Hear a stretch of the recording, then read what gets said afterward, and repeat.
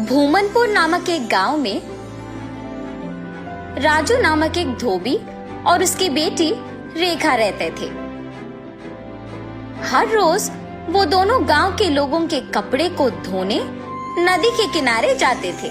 वहाँ वो कपड़े धो के सुखाते थे और तब सूखे हुए कपड़ों को उनके घर ले जाते थे। राजू उन कपड़ों को इस्त्री करता था और रेखा इस्त्री किए हुए कपड़ों को तय करती थी। तब जिनको जो कपड़े लौटाना है उन्हें अलग अलग जमा करती थी। ऐसे हर दिन वो मेहनत करके पैसे कमाते थे और ऐसे ही कुछ दिन बीत जाते हैं। एक दिन नदी के किनारे जब राजू अपनी बेटी के साथ कपड़े धो रहा था, तब एक भूत उन्हें देखना शुरू करती है।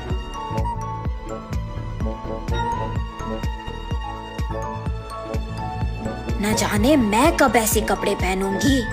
ऐसे उन कपड़ों के पास जाकर उन्हें पकड़ने की कोशिश करती है, लेकिन उन्हें पकड़ नहीं पाती है।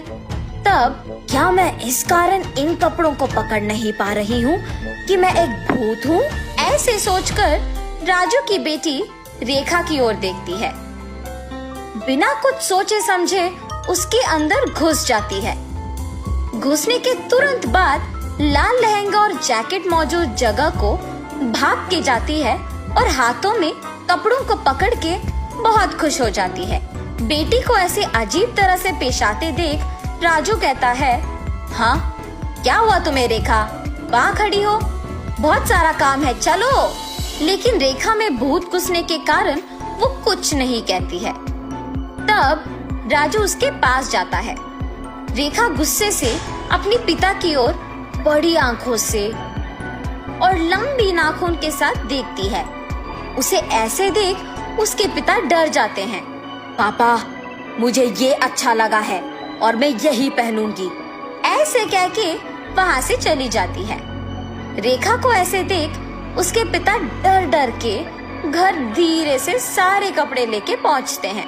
तब तक रेखा वहाँ उसको जो कपड़े पसंद आए वो सारे पहन के तैयार होती है। अपने आप को वो सुंदर कपड़े पहने हुए आईने में देख बहुत खुश हो जाती है। हम सबको वो दिखने में रेखा थी, मगर उसको उसकी असली रूप एक भूत के ही रूप में दिखती थी।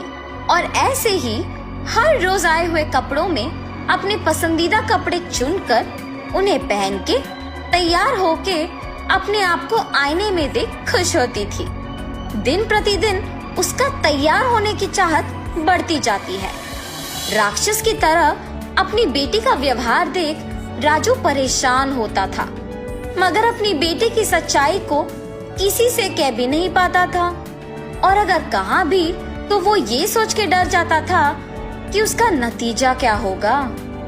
एक दिन जब गांव के जमींदार राजू को धोने के लिए कपड़े लेने के लिए बुलाते हैं, तो राजू वहां जाता है। कपड़े लेके जब राजू वापस घर पहुंचता है तो सारे कपड़े बाहर निकालता है। तब रेखा उन कपड़ों के पास आके उसमें पीले रंग लहंगा और लाल जैकेट लेके वहां से चली जाती है। जब राजू को कपड़े लौटाने का समय आया तो वो देखता है कि उसमें पीली लहंगा और लाल जैकेट नहीं है। तब वो सोचता है कि जरूर ये रेखा के ही पास होगा। रेखा के कमरे में जाके देखने पर वो उन्हीं कपड़ों में तैयार होके आईने के सामने खड़े होके अपने आप को देखते ही रहती है। आईने में भूत का डरावना चेहरा देख राजू डर के मारे चिल्लाता है, हाँ? तुम यहाँ क्या कर रहे हो? राजू उसके ऐसे पूछने पर कांपते हुए कहता है, अम्मा, आपने जो कपड़े पहना है वो जमींदार की बेटी की है। इनको आज उन्हें लौटा देना है, कृपया उन कपड़ों को दे दो। हाँ? क्या? कपड़े? बिल्कुल नहीं दूंगी, जाओ यहाँ से। ऐसे कपड़े उनके पास बहुत होंगी, अगर आप अभी इन कपड़ों को वापस कर देंगे तो और भी कपड़े लेके आऊंगा। अब अगर मैं इन कपड़ों को नहीं लौटाऊंगा तो मेरा व्यापार नहीं चलेगा। मैं हाथ जोड़ के विनती करता हूँ, वापस कर दो, तुम मेरी बेटी नहीं हो। हा हा हा, सही पहचाना। हाँ, मैं तुम्हारी बेटी नहीं हूँ। ऐसी और कपड़े हैं? हाँ, बहुत सारे। तो फिर इन कपड़ों की मुझे क्या जरूरत? ऐसे कहकर उन कपड़ों को वहां छोड़ के हवा में उड़ के गायब हो जाती है।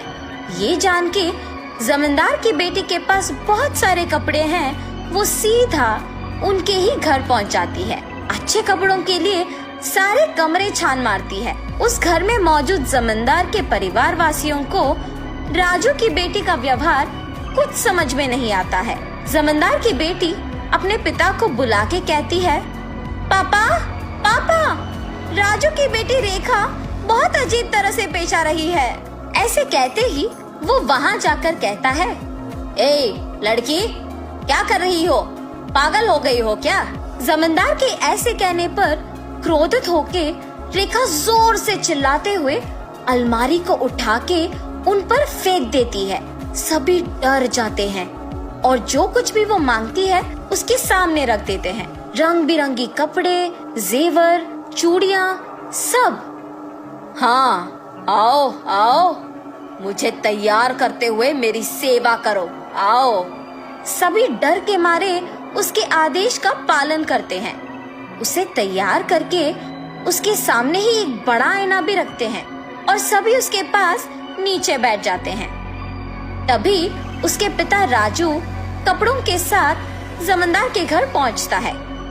राजू को देख जमींदार गुस्सा होके उस पे चिल्लाने लगता है।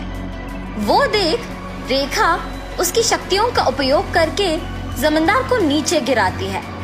क्रोध में पागल होकर सारा सामान जोर जोर से नीचे गिराती रहती है। वहाँ मौजूद सभी को एकदम डरा देती है। एक स्वामी जी ये सब नहीं देख पाते हैं और जमींदार के घर पहुँच जाते हैं। सीधा रेखा के पास जाकर उस पे गंगा जल डालते हैं। कुछ मंत्रों का प्रयोग करके रेखा से उस भूत को बाहर लाके उसे एक बोतल में बंद कर देते हैं। भगवान के रूप में आकर आपने मेरी बेटी को बचाया। उस स्वामी जी का धन्यवाद करके जमींदार से भी माफी मांगकर वहां से चले जाता है।